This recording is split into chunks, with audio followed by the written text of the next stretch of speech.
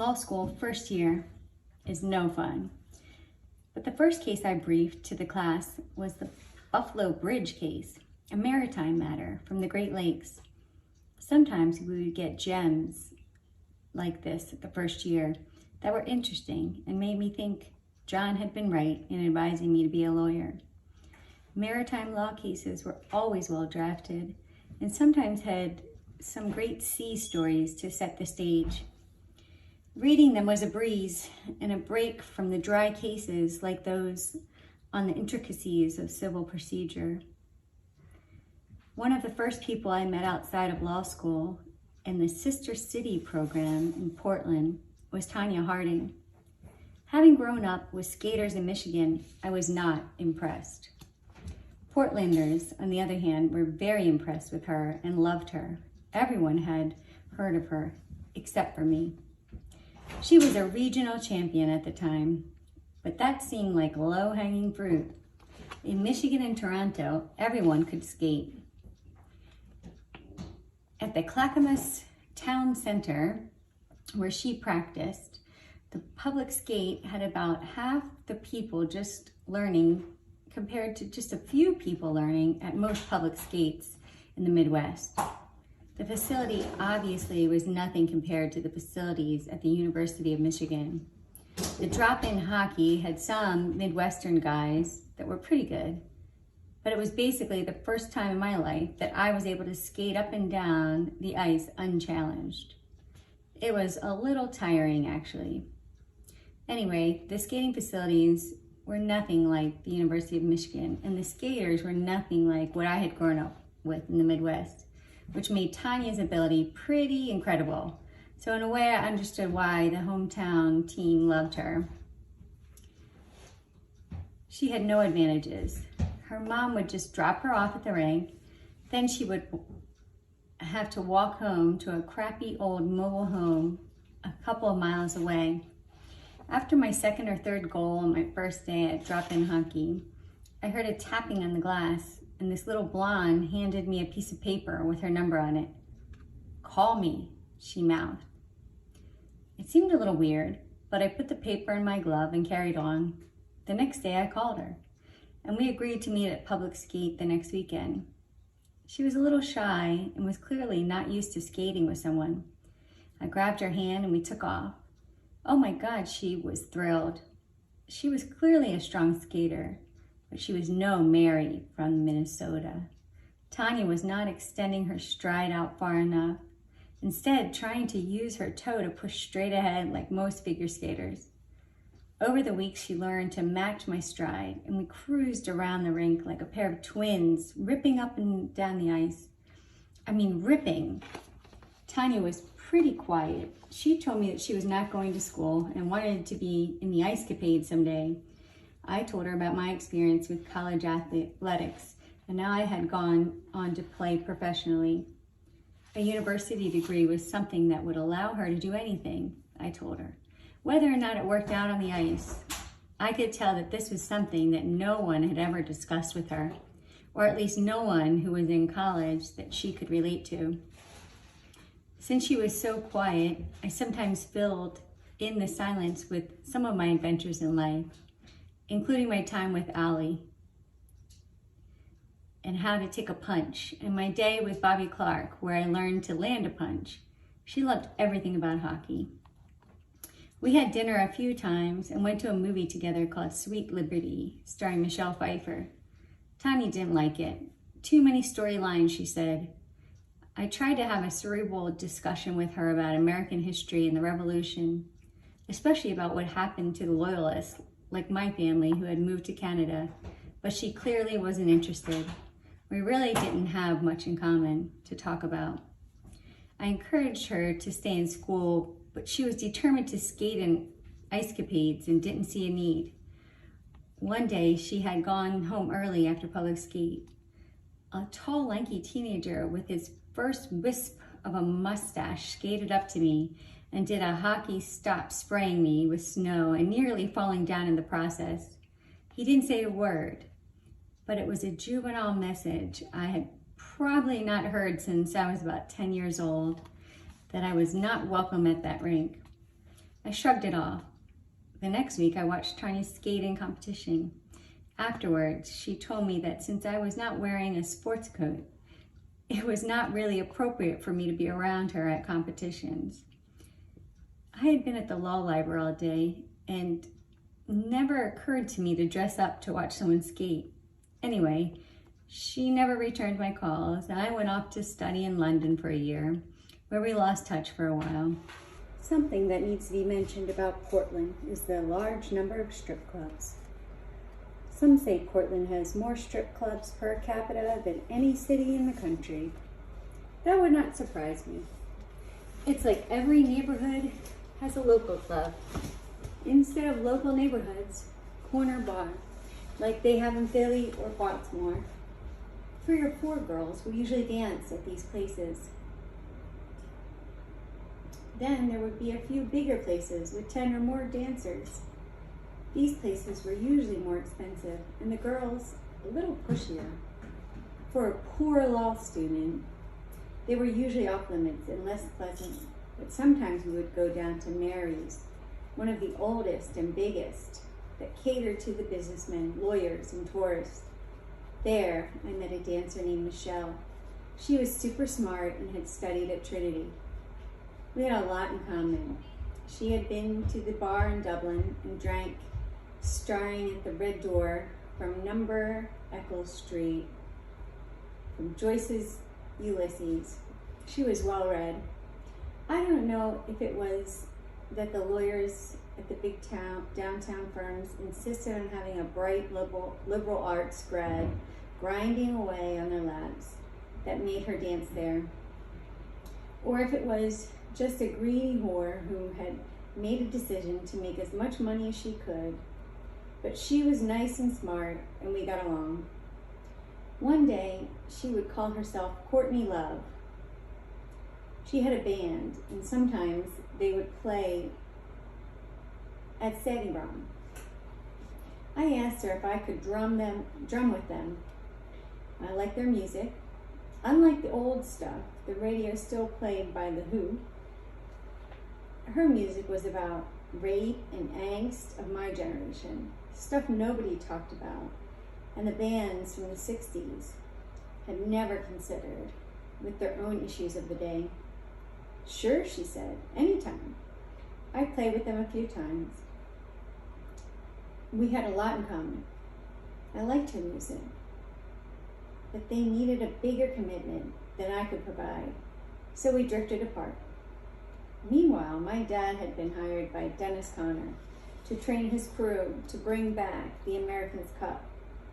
The sailing world was finally adopting the training techniques that had served Ollie so well years earlier. My dad told me that they were seriously considering taking on a crew member that knew something about computers and weather forecasting.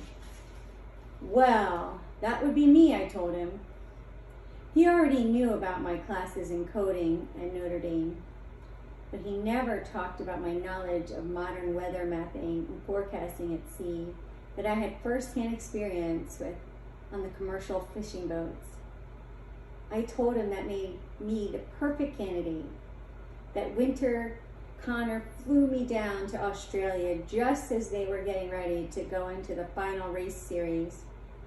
They showed me my little cubby hole that would be my station on Stars and Stripes. It was kind of near the bow, like the bow of the captain of Frank. It was tossed around a lot and was next to the wet sails. By the end of the first race, the electronics were totally fried. Not that the weather maps were any damn good anyway. They were updated maybe hourly, but Connor needed real-time observations and predictions. Thanks to my time with Mao and calling wind shifts in the little pot lake in Notre Dame, I just resorted to looking out the porthole and calling the shifts as I saw them. I'm not sure if Connor ever knew, but he was good and brought home the America's Cup. I went back to Portland and got caught up with the classes I had missed. but had mediocre grades that term, destroying any chance I had at a judicial clerkship or any other prestigious summer job. That summer, I worked for the sole practitioner in Hood River, Oregon. There were a lot of Michigan and Toronto people in Hood River, attracted by the windsurfing on the river and skiing on the Mount Hood. So it was an easy adjustment.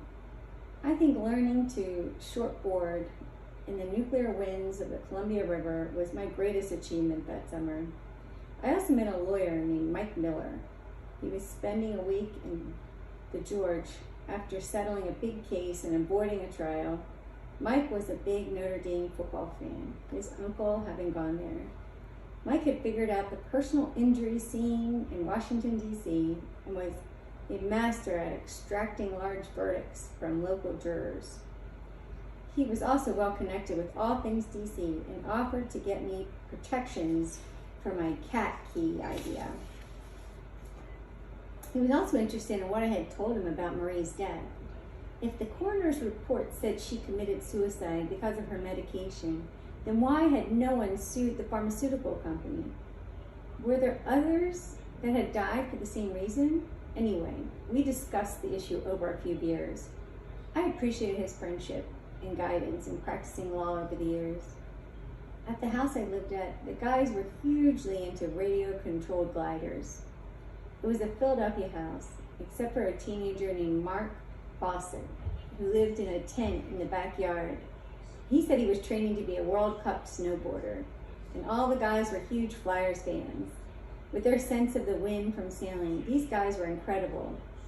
They could soar on the ridge lifts for hours, at any time.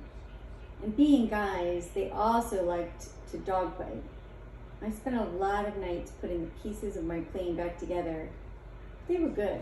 One of the guys, Phil, who was also pretty good at coding and was never afraid to give other planes a little bump to knock them out of the air, would go on to form a company that would eventually be bought by Boeing and pioneer the use of drones for military use. My boss had acquired a historic cemetery as payment for a fee a few years previous, but was having trouble making it a success. His strategy had been to offer graves at the lowest price in the region. Without resources, the property was overgrown and looked a little run down. Although not popular as a graveyard, the property was popular with high school kids who used to go there at night to drink beer and fuck. Or at least the beer cans and used condoms seemed to say so or indicate. My boss suggested that I take it over. He said that my fancy degree in business and understanding of management, finance, marketing, and accounting could be put to test, and he could get rid of this cash drain. I looked at all of those issues he suggested. In the end, I doubted the price of the graves, making them the most expensive graves in the region, and hired a sexton.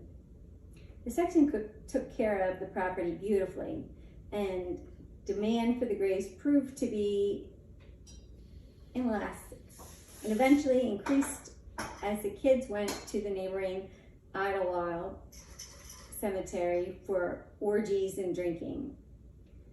The property broke even its first year and has turned a profit ever since. That fall, I transferred into Notre Dame's London Law program and packed up a big backpack. Flew from Portland to London. I had to switch flights in Detroit. My flight arrived late and I had to run the length of the Terminal A, not realizing the tram would have been faster. As I ran, I could see Muhammad Ali walking in my direction. He was a little unsteady in the early stages of Parkinson's, but I could tell that he was not going to get out of my way. So I bobbed my head to the right, indicating that I would be going to that side. Ali recognized me and bobbed his head to the left like he was going to step that way. As I got closer, I bobbed my head to the left and Ali stopped. I kept to the right. As I passed him, he turned around and said, "Nice, Deaky, Mo." I spun around and said, "You're the greatest, Ali," and kept running. The flight to London was my first with an all-male flight crew. After I sat down, one of the stewards put a reserved sign on the seat next to me. When the assigned passenger showed up, the steward upgraded him to business class, then joined me just before takeoff. Throughout the flight, he was very attentive and never charged me for a drink. He was very good looking, but it was pretty clear that he wanted something more. How the industry had changed since my mother and Connie had flown. Yet in some ways, it was still the same. London was awesome. So even though I wanted to get to the continent, I held off until the next semester and took advantage of the city. I lived with some local girls in the Mews near South Kensington Tube, not far from the Harrods, and was a regular at the Hippodrome and other clubs in the West End. The girls could both trace their ancestors back to Doomsday Book, or Doomsday. This is the book commissioned by William the Conqueror after the Battle of Hastings in 1066 to catalog his conquest. Think census, with a list of properties that would be handy for the king to know what taxes to charge and who to reach out to if he needed to raise an army. Anyway, the girls were extremely fashionable and socialized with the elite of their generation. Some of the guys used to accuse them of being Sloan Rangers, but that was just kind of stereotype and was more than a thing of a few years earlier with the Princess Diana set. But the sentiment was still existed. There was nothing romantic about our relationship, although I definitely enjoyed their company. Actually, I was kind of into Denise, a very attractive young divorcee who was getting into her law degree as part of her divorce settlement from a wealthy dentist. As the semester wore on, it became clear to me that Denise was not into me, but I think she kind of liked what we were doing, so we invited her on some of our adventures, including the U2 concert at Wembley Stadium. The girls had obtained backstage passes for a few of us at the Notre Dame students and some of their Sloaney friends. We all met at the stadium, and based on my last backstage experience with Rodney Dangerfield, I made sure to introduce myself to one of the roadies. When I saw Joe Walsh back there, I tried to make one last impression with Denise, and through the use of hand signals with the roadie, got the okay to approach him, then waved Denise over to meet him. Joe was totally fucked up. I mean, he was high or drunk or something, and ignored me, putting his arm around Denise and walking away with her. I guess he and Denise got along, and they were married a few years later, then divorced, whatever. After Joe walked away with Denise, I noticed I was standing next to an African drum, specifically a tall afantamfram, Adowa, like the chief used to use. I guess Bono had just been to Africa on an AIDS mission or something and had brought back some musical instruments. This was no ordinary village drum. In fact, I was fascinated by its size. It was clearly designed for some sort of inter-village signaling. I couldn't resist and gave it a tap. It sounded sweet.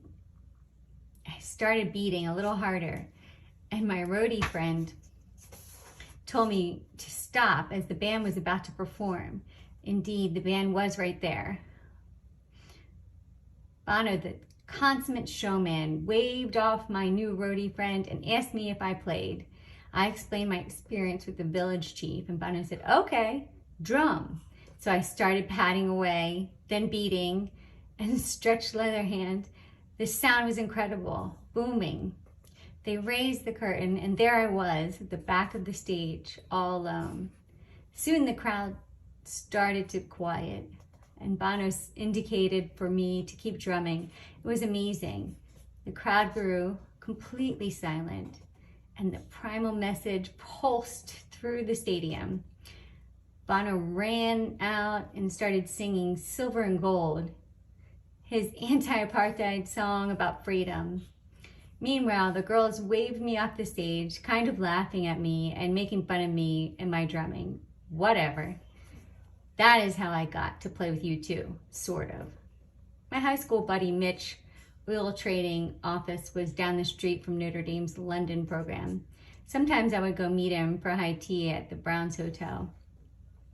He was so fancy after a few years in London, eating his hamburgers with a fork and knife and always being sure to extend his pinky finger while he drank his tea.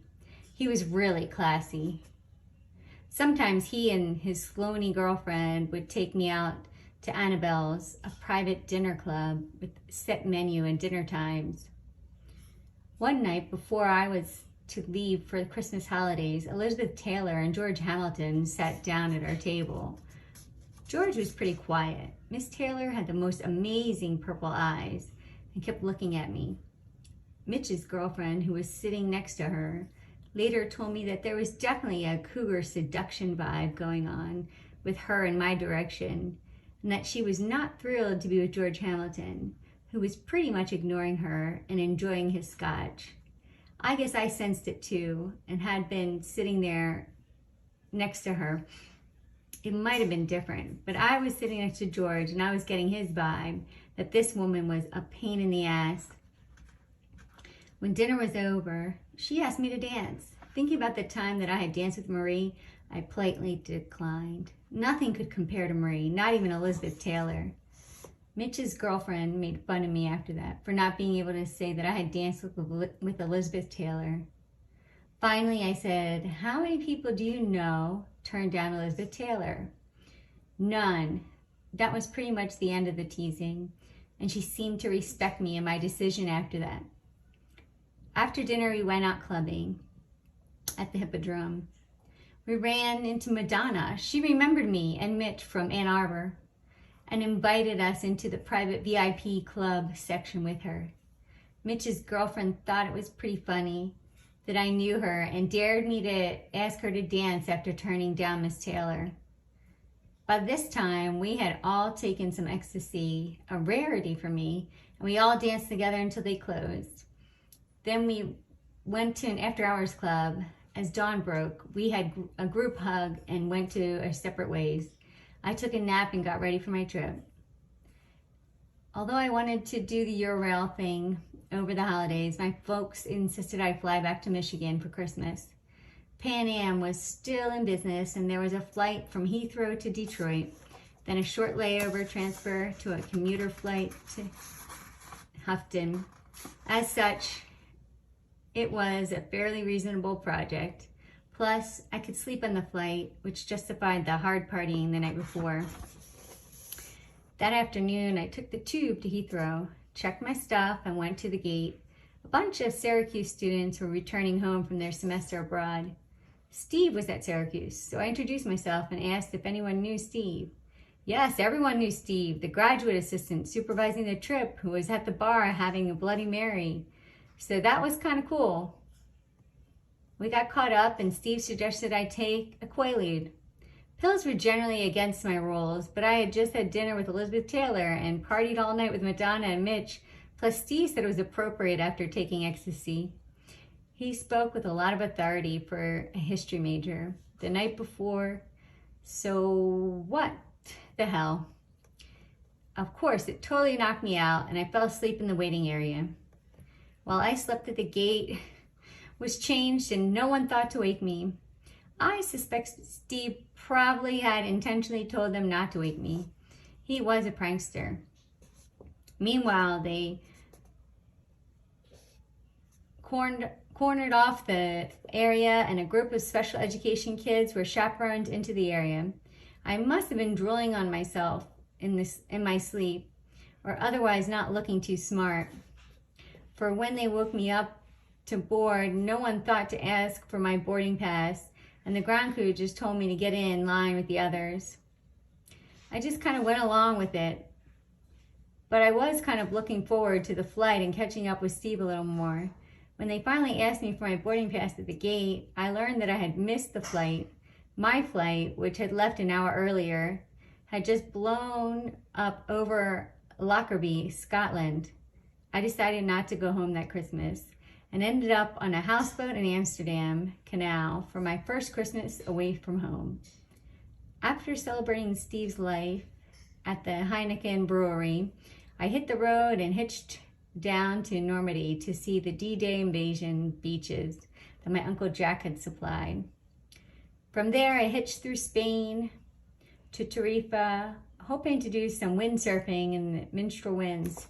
From there, I got the Gibraltar ferry to Ceuta, then hitched into Chefchaouen Mountains in Morocco. After a couple of days, I returned to Spain, then hitched up the Gold Coast. From there, I somehow got up to Berlin to check out the club scene, then crossed over Checkpoint Charlie into East Berlin. One of my rides was with a guy that used to taunt the East German police, speeding by them in crappy Trevent.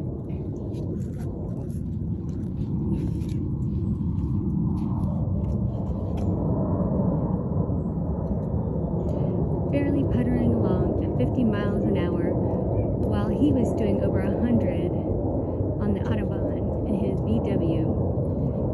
This was graduate level hitchhiking. It was a cold winter. There were language, cultural, currency, and visa issues. In a pre-EU era at the end of the Cold War. My ride back out of Berlin across East Germany was with West Berlin's version of the Cheech and Chong band. I spoke practically no German, and my driver hardly spoke English. But so long as I kept packing his bong, we seemed to get along just fine. I had to laugh when my friends with Eurail passes told me about how many churches and museums they had seen in France. Wow, I told them, that sounds like a great adventure. Whatever. I did go with some of my schoolmates to Dublin for spring break. We had a beer and stared at the Number Eccles street door. We also made it out to the castle with the Blarney Stone. Although we all kissed the stone and mostly we marveled at the guy who had made it, his life to look up the skirts of the college girls he would hold. Wondered if we had chosen the right path. For Easter break, I did the Notre Dame thing and went to Rome, getting my sins absolved at St. Peter's. And that summer I worked at the Maritime Solicitor's office in the city. I stayed with the girls in the Mews and found my favorite lunch hangout at The Simpsons. London is nice in the summer. 3 law schools in 3 years. Why not? Tulane had a maritime program, and it seemed an appropriate place to study after being a commercial fisherman and working for a maritime solicitor. I had first heard about Tulane while watching Taxi, starring Jodie Foster. A pre-med housemaid had noted the clerk in one scene wearing a Tulane t-shirt and had mentioned that it had one of the finest tropical disease centers in the country, something that interests me, having lived in Africa, and kind of put it on my radar. Plus, New Orleans was my hero's destination in Easy Rider, so it seemed appropriate to end my law school career there. Tulane was a hoot.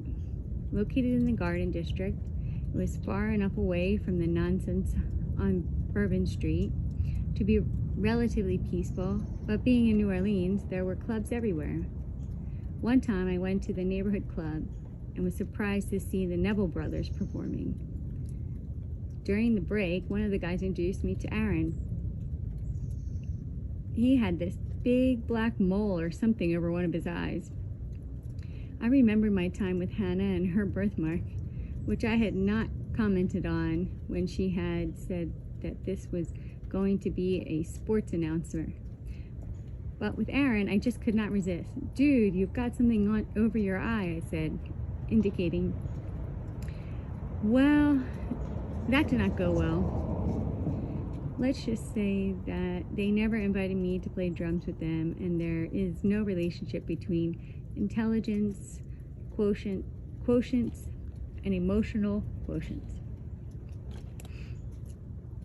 Tulane has fraternities, something that was new to me, as Notre Dame did not allow Greek societies. There was a lot of alcohol. One time I was invited by one of the brothers to a cage with a keg of beer. That was the last time I ever did that. At another party, I had to step over a couple fucking on the front lawn of a frat. I am thinking that this was not consensual sex, but no one stopped them or broke it up, and who was I to interject my non-Greek values to say anything? Indeed, I got the feeling that any judgment on my part would mean no more party invitations, so I just got another beer. While I was at Tulane, like at Notre Dame, I got to know a lot of foreign students. By now, the investigators of the Lockerbie bombing had pretty much determined that Libya had been behind the attack. Salil was the son of the guy that was no fan of Gaddafi. He was an engineering student, so I naturally introduced him via email to Phil in Hood River, the guy who knew remote control gliders, now called drones. Email at this time was still a domain of super nerds and academics. I told Salil, if you ever get a chance, kill that motherfucker, Gaddafi. A few years later, a drone attack would disable Gaddafi's convoy, and Salil's National Transitional Council militia would kill the injured Gaddafi.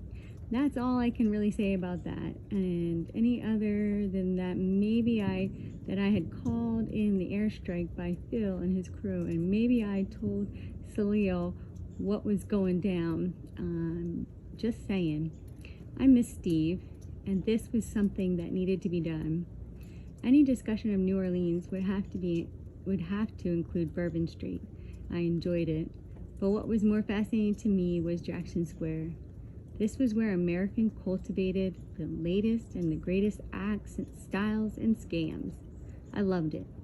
I promised myself that if I ever had a chance, that I would do something on Jackson Square someday.